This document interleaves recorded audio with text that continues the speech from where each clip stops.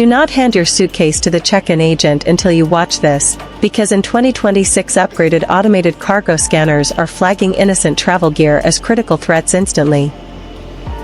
I'm talking about the normal everyday items you probably packed this morning, and if they trigger a thermal runaway alarm in the basement, it guarantees an immediate bag search, where agents will take bolt cutters to your lock and confiscate or destroy your gear without even asking. And the worst part is you won't even know your bag was torn apart until you land and open a half-empty suitcase at your hotel. So here are the 24 items strictly banned from checked luggage in 2026, and exactly what you need to rip out of your suitcase right now, starting with one that trips up travelers more than you'd expect. Toiletry aerosols like hairspray, shaving cream, and spray deodorant are allowed in your checked bag, but industrial or household aerosols are banned completely.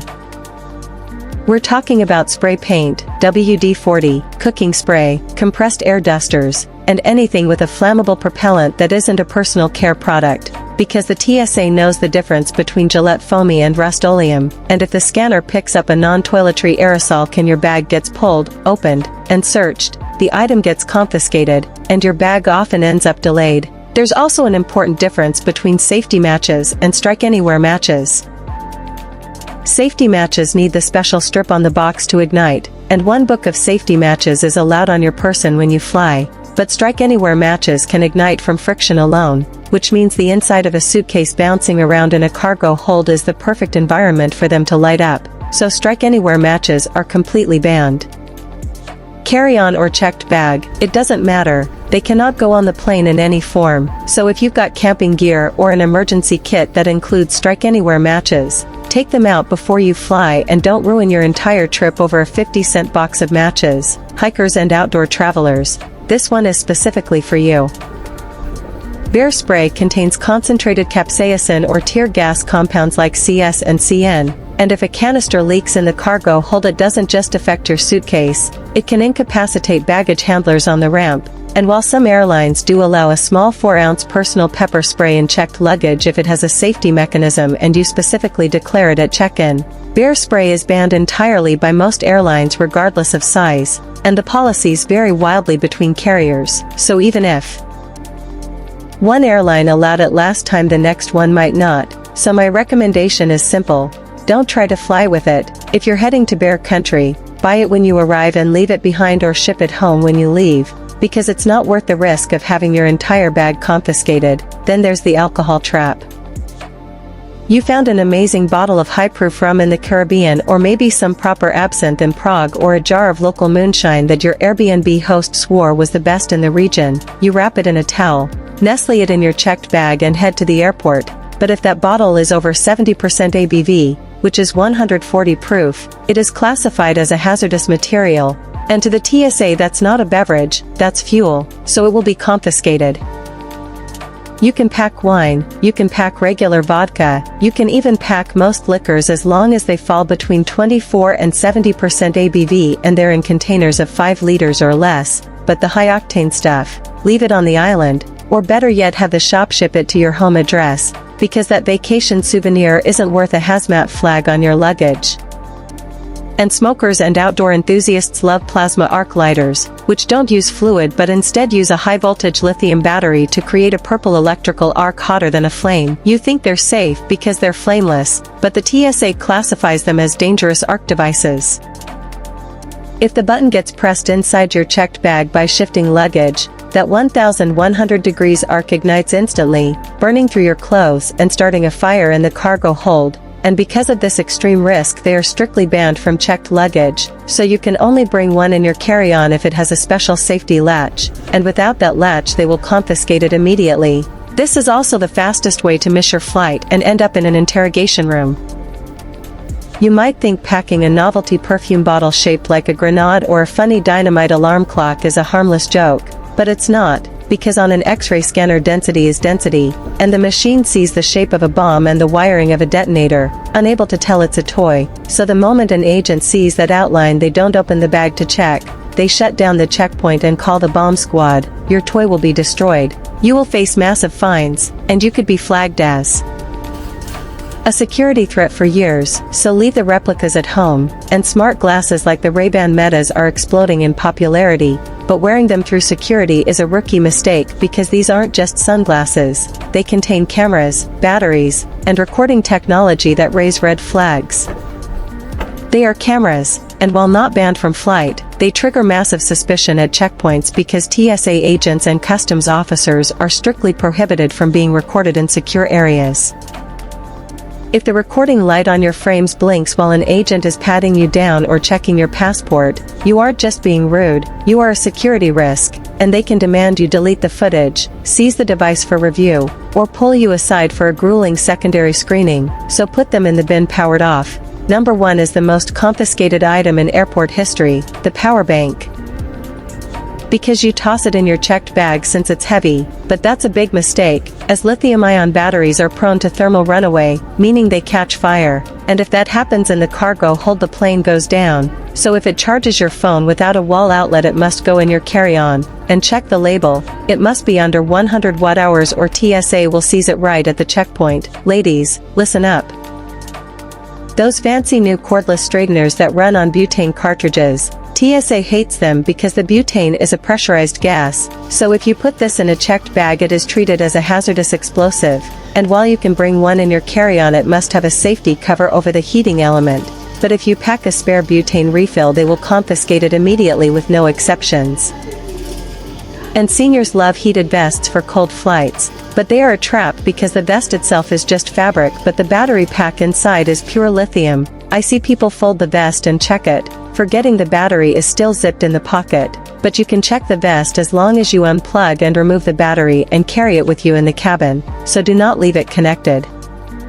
So if you bought a suitcase with a built-in charger or GPS tracker, you really need to be careful because if that battery doesn't pop out, then that bag is not flying. Airlines are stricter than ever about non-removable batteries in 2026, meaning you must be able to eject the battery with just one finger, and if you're forced to gate check your carry-on you have to rip that battery out before handing it over, and if it's stuck the bag stays behind.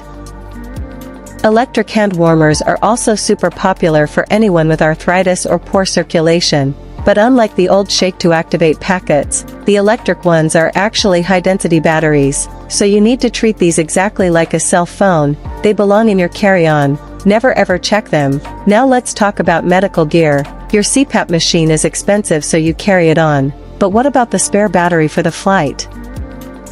Spare medical batteries often exceed the normal size limits, and while you are allowed to bring them they must be in your carry-on and protected from short-circuiting by using electrical tape over the terminals or keeping them in their original box, and never check a loose medical battery. If you use old-school zinc air batteries with the sticker tabs, you can pack those anywhere, but the new rechargeable hearing aid cases have lithium batteries inside the charging case itself, and while the hearing aids are in your ears the charger case must go in your carry-on, not your checked luggage. And this is critical. You cannot check a battery-powered PC because the pressure changes in the cargo hold can affect the device and the batteries are a fire risk. Bring it on board and ensure you have enough battery life for 150% of the flight duration, because airlines require that buffer in case of delays. This is the most complex rule in travel. If you have a collapsible electric scooter or wheelchair, you cannot just fold it and hand it to the baggage handler, as you usually need to disconnect the battery and bring the battery into the cabin with you, meaning the frame goes under while the power source stays with you, so check with your airline 48 hours in advance. Just like the CPAP, tabletop plug-in nebulizers are fine in checked bags, but the portable handheld ones with built-in batteries are carry-on only, so if it has a battery you can't see, assume it's dangerous. And this one isn't about fire, it's about panic. If your electric toothbrush turns on inside your checked bag, the vibration sets off alarms because baggage handlers think it's an improvised explosive device, and they will open your bag and tear it apart to find the noise, so tape the power button down or use a hard travel case and don't let it buzz. Same logic applies here. A buzzing bag is a suspicious bag, so engage the travel lock if your electric razor has one, and if not, put it in your carry-on so you can prove what it is if it starts making noise. You might think I'll just read my Kindle at the hotel and check it, but don't, because tablets have large flat batteries that are easily punctured if a heavy suitcase lands on top of them, and a punctured battery means a fire, so all screens stay in the cabin to keep them safe from theft and crushing. there is a huge rumor that Lufthansa and other airlines banned AirTags. But they are allowed because the battery inside an AirTag contains only 0.3 grams of lithium, which is well below the danger threshold, so you can keep them in your checked luggage to track your bags as they are safe. Finally, the laptop. Sometimes you have to check it because your carry-on is full, but if you check it while it's in sleep mode it can wake up, overheat, and ignite the clothes around it. So if you absolutely must check a laptop, power it down completely, not sleep, not hibernate, completely off. Packing these items in the wrong bag isn't just a hassle, it's a safety risk that can cost you thousands in fines, but packing right is only half the battle, as you also need to know the new 2026 passport rules that are grounding seniors before they even get to security, so click the video right here to make sure your ID is actually valid. Safe travel. Everyone is freaking out about the 2026 airline crackdowns, the gate alarms that publicly shame you for boarding early, the laser sizers that reject your carry-on for being 1 centimeter too thick, and the news keeps telling you what you can't do anymore. But here's what nobody's talking about. These new rules actually created loopholes for smart travelers while everyone else is getting gate checked, paying surprise fees, and panicking at the boarding area. So I'm going to show you the exact system I use to breeze through every single one of these changes, breaking down the 8 biggest 2026 rule changes not to scare you but to show you how to use each one to fly better, faster, and cheaper. For example, American Airlines is installing new software at gates across the US that will sound a loud alarm if you try to scan your boarding pass before your group is called, locking you out while everyone stares and you have to walk back to the end of the line, and it's designed to eliminate what airline staff call gate lice, the people who crowd the boarding area hoping to sneak on early. And now most travelers hear this and think, great, boarding just got more stressful, but here's what I realized. This software actually makes boarding better for you if you know how to use it, and I call it the Group 5 Sniper method. Since the software physically forces early boarders to sit back down, the gate area is now clearer than it has ever been, so instead of lining up and standing there like everyone used to do, just sit comfortably until the exact second your group is called, then walk through the wide open lane like a VIP with no crowd, no pushing, no stress, because the gate lice were forced to sit down and you get to stroll right through. If you are still using a standard driver's license in 2026, stop, because the federal deadline actually passed last year in May 2025, but here is the new rule that started this month, February 1st. If you show up without the star on your ID, you don't just get a warning anymore, you now have to pay a mandatory $45 verification fee right at the security checkpoint called TSA Confirm ID, and they will charge you every single time you fly. So forget the DMV lines and just use your passport card or prepay the fee online to skip the wait. But here's the thing. If you are still pulling out a plastic ID card in 2026, you're already behind, because Delta and United are both rolling out digital ID programs where your face is your boarding pass, meaning you walk up to TSA, look at a camera, and you're through with no digging through your bag or fumbling with your wallet. So enroll in your airline's biometric ID program now and you skip the entire real ID panic altogether. It takes 5 minutes to set up and will save you time on every single flight going forward. Airlines are getting much stricter about lithium batteries in 2026, especially the non-removable kind built into smart luggage. If your suitcase has a battery that can't be taken out, it's getting rejected at the gate, period. So instead of traveling with one giant power bank that's borderline too large and risking confiscation, switch to what I call the modular power system by carrying 2 slim 10,000 mAh magnetic battery packs, which are well within TSA limits, stick right to the back of your phone during the flight, and give you double the charging power without any of the risk. Thanks to new Department of Transportation regulations, airlines must now issue automatic refunds for services you paid for but didn't actually receive, and while most people know this applies to canceled flights, here's what most people don't know: it also applies to Wi-Fi. So if you paid $15 for in-flight Wi-Fi and it was too slow to actually use, that counts as a failure of service, and here's exactly what to do. While you're still in the air, run a speed test on your phone and take a screenshot. Then the second you land, file a refund claim through the airline's app or website. which puts an easy $15 to $30 back in your pocket and takes about 2 minutes. Flight attendants now have live digital seat maps on their tablets, which means if you quietly move to an empty row after takeoff, they're going to know and they're going to send you back to your assigned seat. But here's the workaround. About 15 minutes before boarding starts, open the airline app and check the seat map for completely empty rows, then walk up to the gate agent and politely say, "I noticed row 34 looks open, would it be possible to move me there for spacing?" And they almost always say yes because it costs the airline nothing and makes you happy, so you get a poor man's first class completely within the rules and nobody sends you back to your seat mid-flight. Multiple airlines are moving toward limiting passengers to 2 alcoholic drinks per flight to reduce disruptive behavior. Ryanair's CEO has publicly supported this, and United already caps purchases at 2 drinks at a time, so here's my approach. Instead of fighting this, front-load your relaxation before the flight by taking the money you would have spent on overpriced drinks at 35,000 feet and putting it toward a day lounge pass through an app like Dragon Pass or Priority Pass, which gives you unlimited drinks, comfortable seating, free food, and you board the plane already relaxed, making it a better experience for less money without having to worry about any drink limits.